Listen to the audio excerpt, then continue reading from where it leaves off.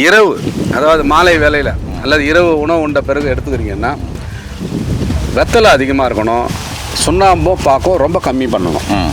இது ஏன் அப்படின்னா காலையில் ஏன் பாக்கு அதிகமாக்கணும் அப்படின்னா அது சுண்ணாம்பு வந்து பார்த்திங்கன்னா அல்கலின், இப்போ ஆசிட் ரிஃப்ளெக்ஸ் ஆகுது. காலை மதியம் 2 வேளை உணவு சாப்பிட்டு அதனால் வந்து உங்களுக்கு காரத்தன்மை அந்த ஆசிட் அதிகமாக இருக்குது அப்படின்னா அந்த அமிலத்தன்மையை குறைக்கிறதுக்காக தான் சுண்ணாம்பை மதியத்தில் அதிகமாக எடுக்க சொன்னாங்க. இது எல்லா சுபகாரியங்களையும் யூஸ் பண்ணுறதுனால இது ஏதோ இந்துக்களுக்கு மட்டும்தான் சொந்தங்கிற மாதிரி நினைக்கிறாங்க. அது தப்பு. இது மதம் சார்ந்த விஷயம் அல்ல, நம்ம உடல் சார்ந்த ஆரோக்கியம் சார்ந்த விஷயம். இது முன்னோர்கள் சொல்லியிருக்காங்க. என்னுடைய அம்மாவை பெற்ற பாட்டி அவங்க கிட்டத்தட்ட ஒரு 90 கிட்டத்தட்ட நெருங்கும்னு நினைக்கிறேன் வயசு. காலில் செருப்பு போகிறதில்ல, பிபி இல்லை, சுகர் இல்லை, ஆஸ்துமா, வீசிங், சைனஸ் பிரச்சனை எதுவுமே இல்லை, காலில் செருப்பு போகிறதில்ல. இவங்க 2 பேருமே களி இல்லாமல் சாப்பிட்றதில்ல.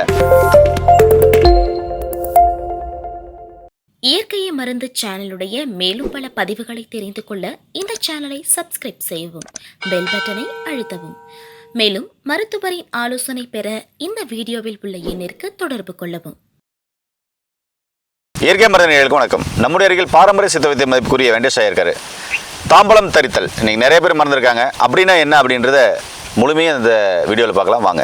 வணக்கம் ஐயா. வணக்கம் ஐயா. ஐயா, தாம்பலம் தரித்தல் நிறைய பேர் மறந்துட்டாங்க. இன்றைக்கி ஞாபகப்படுத்துகிறேன், அதனுடைய ரகசியத்தை எல்லாமே சொல்கிறேன். தெரிஞ்சிருக்கும், பெரும்பாலும் தெரியாதுன்றீங்க.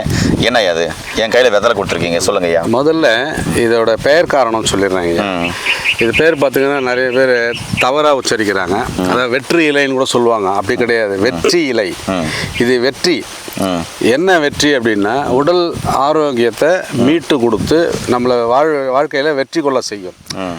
பொருளாதாரத்தை நம்மளுடைய எக்கனாமிக்கை வீக் பண்ணாமல் பார்த்துக்கும், குடும்ப வருமானத்தை குறைக்காமல் பார்த்துக்கும். இதை வந்து முறையறிஞ்சு ரெகுலராக தினந்தோறும் பயன்படுத்த ஆரம்பிச்சிட்டாங்கன்னா மருத்துவர்கிட்ட போகிற வேலை இல்லை. அந்த அளவுக்கு இதில் மகத்துவம் இருக்குது. நம்ம பாரம்பரியத்தில் அதை புகுத்தி இருக்காங்க பெரியவங்க. ஆனால் இன்றைக்கி இருக்கிற மாடர்ன் சயின்ஸில் இது ஏதோ உடலுக்கு ஒத்துக்காத பொருள் மாதிரியும் ஒவ்வாமையை ஏற்படுத்தும். சின்ன பசங்களாம் சாப்பிடக்கூடாது, சின்ன பசங்க சாப்பிடக்கூடாதுங்கிறதுக்கு வேறு காரணம், நான் அதை அப்புறம் சொல்கிறேன். பொதுவாக இது சாப்பிடக்கூடாதுன்னு சொல்லுவாங்க. இந்த ஏதாவது சைடு எஃபெக்ட்ஸ் வரும் அப்படின்லாம் பயமுறுத்துவாங்க. அது காரணம் என்னன்னா இது கூட என்னென்ன சேர்த்து பயன்படுத்தணுமோ அதை பயன்படுத்தினா பெரியவங்க சொன்ன வழியில் எந்த நோய் நொடியும் வராது. ஈவன் கேன்சர் கூட இருந்தால் சரியாயிடும். அப்பேற்பட்ட ஒரு மகத்துவம் உள்ள ஒரு வெற்றிலை.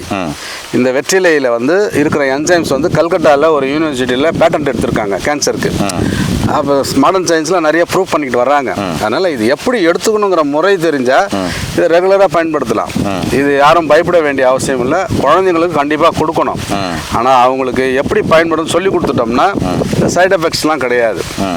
3 வேளையும் எடுக்கலாம். 3 வேளை எப்படி எடுக்கணுங்கிறத சொல்கிறேன். ஓகேங்களா?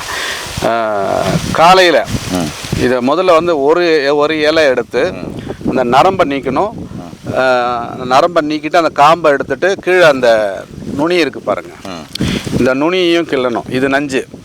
இந்த காம்பையும் கிள்ளணும். இந்த நரம்பை எடுக்கணும், நடுவில் இருக்கிற நரம்பை எடுத்துட்டு ஒரு இலையை மடித்து வாயில் போட்டு மென்று அப்படியே வச்சுக்கோங்க. 2வது இலை எடுக்கிறீங்க. 2வது இலையில் காலையில் பார்த்தீங்கன்னா பாக்கு மிகுதியாக வைக்கணும். பாக்கு மிகுதியாக வச்சு மடித்து வாயில் வச்சு மெல்றீங்க. முதல்ல வர்ற உமிழ்நீர் கீழே துப்பிடணும். 2வது வர்ற உமிழ்நீரையும் கீழே துப்பிடணும். சுண்ணாம்பு போடக்கூடாதா? சுண்ணாம்பு போடணும். அதாவது ரேஷியோ. இப்போ வெத்தலை, பாக்கு, சுண்ணாம்பு. காலையில் பார்த்தீங்கன்னா பாக்கு அதிகமாக இருக்கணும், வெத்தலையும் சுண்ணாம்பும் அளவு கம்மியாக இருக்கணும். அதாவது 2 வெத்தலை பாக்கு தூள் பண்ண பாக்கு வந்து சும்மா கொஞ்சம் வச்சுன்னா அதை விட கம்மியாக சுண்ணாம்பு இருக்கணும். தேவையான அளவுக்கு வச்சுட்டு சுண்ணாம்பு அதை விட கம்மியாக பார்த்துக்கணும். காலையில் மடித்து 3வது 2 முறை துப்பிட்டோம். 3வது வர்றதை விழுங்கணும். எப்படி விழுங்கணும் அப்படின்னா அந்த சுவை மாறும்போது நிப்பாட்டிட்டு கீழே துப்பிடணும். அந்த சுவை இனிப்பு சுவை இருக்கும் மைல்டாக. அந்த இனிப்பு சுவை மாறி வரும்போது மொத்தமாக கீழே அப்புறமா கடைசியாக துப்பிடணும். முதல் 2 முறை கீழே துப்பிடணும், விழுங்கக்கூடாது. அதுக்கப்புறம் வர்ற உமிழ்நீரை விழுங்கிக்கிட்டே வரணும். அந்த டேஸ்ட் மாறும்போது மொத்தத்தையும் கீழே துப்பிடணும். இதுதான் முறை காலையில். மதியம் பார்த்திங்கன்னா வெத்தலை, சுண்ணாம்பு, பாக்கு. சுண்ணாம்பு அதிகமாக இருக்கணும், பாக்கு கம்மியாக இருக்கணும். மதிய வேலையில் சுண்ணாம்பு அதிகமாக்கணும். இரவு அதாவது மாலை வேலையில் அல்லது இரவு உணவு உண்ட பிறகு எடுத்துக்கிறீங்கன்னா வெத்தலை அதிகமாக இருக்கணும், சுண்ணாம்பும் பாக்கும் ரொம்ப கம்மி பண்ணணும். இது ஏன் அப்படின்னா காலையில் ஏன் பாக்கு அதிகமாக்கணும் அப்படின்னா அது துவர்ப்பு சுவை உடையது. பல் ஈறுகள்லாம் வந்து இருக்கும், பல் இருக்கும், தொண்டை புண்ணு, அல்சர், ஆசனம் வாய் வரைக்கும் இருக்கக்கூடிய புண்களை ஆற்றக்கூடியது. மதியத்தில் சுண்ணாம்பு ஏன் அதிகமாக சேர்க்கணும் அப்படின்னா சுண்ணாம்பு வந்து பார்த்திங்கன்னா அல்கலின், இப்போ ஆசிட் ரிஃப்ளெக்ஸ் ஆகுது. காலை மதியம் 2 வேளை உணவு சாப்பிட்டு அதனால் வந்து உங்களுக்கு காரத்தன்மை, அந்த ஆசிட் அதிகமாக இருக்குது அப்படின்னா அந்த அமிலத்தன்மையை குறைக்கிறதுக்காக தான் சுண்ணாம்பை மதியத்தில் அதிகமாக எடுக்க சொன்னாங்க. அப்போ அது நியூட்ரல் பண்ணிடும், எரிச்சல் இருக்காது, அந்த அல்சருங்கிற அந்த குடற்புண்ணெல்லாம் உருவாகாமல் பார்த்துக்கும். இரவில் ஏன் வெத்தலையை அதிகமாக்கி மற்ற 2ஐயும் கம்மி பண்ண சொல்கிறாங்க அப்படின்னா இதோட அந்த தன்மை ரத்தத்தை சுத்தி பண்ணிவிட்டு தேவையற்ற அழுக்குகள், செல்களில் இருக்கிற தேவையற்ற அழுக்குகளை வெளியேற்றும். அதுவும் இல்லாமல் கபக்குற்றங்களை போக்கும். ஏன்னா இரவில் தான் கபம் வந்து மிகுதியாகும், தூக்கத்தில் தான் கபம் அதிகமாகும். அதை சரி பண்ணுறதுக்காக தான் இரவில் வெத்தலையை அதிகமாக மற்ற 2 பொருளையும் குறைவாக பயன்பட சொன்னாங்க. காலையில் பாக்கு மிகுதியாக இருக்கணும், மதியம் சுண்ணாம்பு அதிகமாக இருக்கணும், இரவில் பார்த்தீங்கன்னா வெத்தலை அதிகமாக இருக்கணும். வெத்தலை ஓகேங்களா? 3 வேளை இந்த மாதிரி எடுக்கும் பொழுது நமக்கு எந்த விதமான நோய் குற்றமும் வராது. நீங்கள் ஹாஸ்பிட்டலுக்கு போக வேண்டிய அவசியமே இல்லை. குழந்தைகளுக்கு எப்படி பழக்கப்படுத்தணும் அப்படின்னா அவங்க என்ன பண்ணுவாங்கன்னா சரியாக வாய் கொப்பளிக்க மாட்டாங்க. அதனால சின்ன பசங்க சாப்பிடக்கூடாதுன்னு சொல்லுவாங்க. அது காரணம்னா வாய் சரியாக கொப்பளிக்க மாட்டாங்க.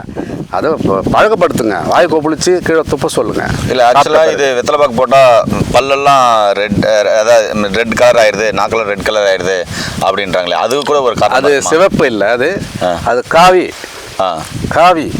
காவிங்கிறதே பார்த்தீங்கன்னா நம்ம மருத்துவத்தில், சித்த மருத்துவத்தில் அது வந்து நோய்க்கு எதிர்ப்பு சக்தியை உண்டாக்கும்.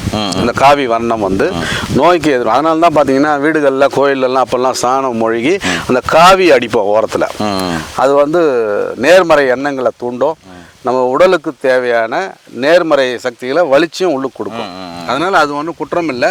அதுக்காக தான் குழந்தைங்களுக்கு தெரியாதில்ல, அதனால் வாய் கொப்பளிக்கிறது சொல்லி கொடுத்துட்டோம்னா நம்ம வேலை மிச்சம்.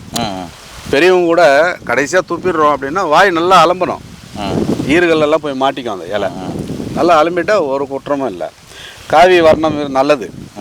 ஆமாம். அதுவும் இல்லாமல் இன்னொரு தவறான புரிதல் இருக்குது. இது எல்லா சுபகாரியங்களையும் யூஸ் பண்ணுறதுனால இது ஏதோ இந்துக்களுக்கு மட்டும்தான் சொந்தங்கிற மாதிரி நினைக்கிறாங்க. அது தப்பு. இது மதம் சார்ந்த விஷயம் அல்ல, நம்ம உடல் சார்ந்த ஆரோக்கியம் சார்ந்த விஷயம். இது முன்னோர்கள் சொல்லியிருக்காங்க. அனைத்து மதத்தினரும் இதை பின்பற்றலாம். இதனால் ஒன்றும் குற்றம் இல்லை. இது இந்துக்களுக்கு மட்டும் சொந்தமான பொருள் இல்லை, அதை ஞாபகம் வச்சுக்கோங்க. சரிங்கய்யா. ஏங்களே தெளிவாக சொல்லியிருக்காரு. இனிமேல் எல்லார் வீட்லேயும் கண்டிப்பாக வெத்தலை பாக்கு போடுங்க. ஏங்க என்னுடைய பாட்டி, அதாவது என் அப்பாவை பெற்ற பாட்டி, இன்றைக்கும் பிபி இல்லை, சுகர் இல்லை, ஆஸ்துமா, வீசிங், சைனஸ் பிரச்சனை இல்லை, முக்கியமாக காலில் செருப்பு போடுறதில்ல. ஒரு வீடியோ வேணுமா தான் போடுறேன்.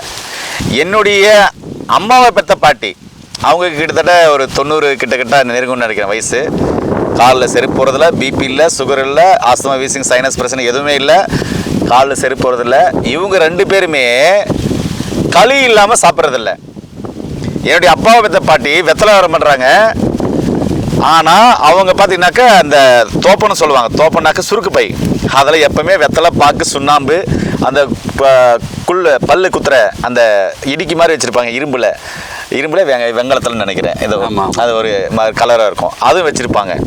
அவங்கள வீடியோவில் போடுறேன். இது ஏன் சொல்கிறேன்னா, சாதாரண ஒரு சின்ன விஷயத்தில் இவ்வளோ மருத்துவ குணங்கள் இருக்குது. அதனால தான் உங்களுக்கு நோய் நொடிகள் இல்லை. இன்றைக்கும் 3 வேளை நல்லா சாப்பிட்றாங்க, நல்லா ஆரோக்கியமாக இருக்காங்க. எங்கே போனால் நடந்தால் போகிறாங்க, நடந்தால் வராங்க. சரிங்களா? செருப்பு போடவே மாட்டாங்க. என்னடா செருப்பு போட்டேன், எதுக்குடா செருப்பு, காலை எதுக்குடா கொடுத்துறா கடவுள் அப்படின்லாம் என்ன திட்டுவாங்க. அப்போ ஐயா சொல்லும் போது தான் தெரியுது ஏன் அவங்க நல்லா நோய் நொடி இல்லாமல் ஆரோக்கியமாக இருக்காங்க. அவங்க சாப்பிட்றதெல்லாம் ஏன் ஜீரணமாகுது, நாம் சாப்பிட்றதெல்லாம் ஏன் ஜீரணமாக மாட்டேங்குது. காரணமே இதுதான். நோய் ஏன் நமக்கு வருது, அவங்களுக்கு ஏன் இன்னும் வரல. காரணம் இந்த ஒரு சின்ன விஷயத்தில் அவ்வளோ விஷயங்கள் அடங்கியிருக்கு. இதில் இன்னும் சொல்லணும்னா அஜீரண கோளாறு, பசியின்மை எல்லாம் வரவே வராது. நல்லா பசி எடுக்கும், ஜீரணம் நல்லா பண்ணும்.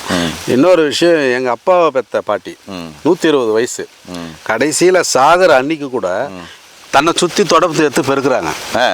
அந்த அளவுக்கு ஸ்டாமினா, ஆரோக்கியமாக வச்சுக்க இந்த உடம்பை, இந்த வெற்றிலை சாகர வரைக்கும் அவங்க இதை யூஸ் பண்ணாங்க, வெத்தலை பாக்கு.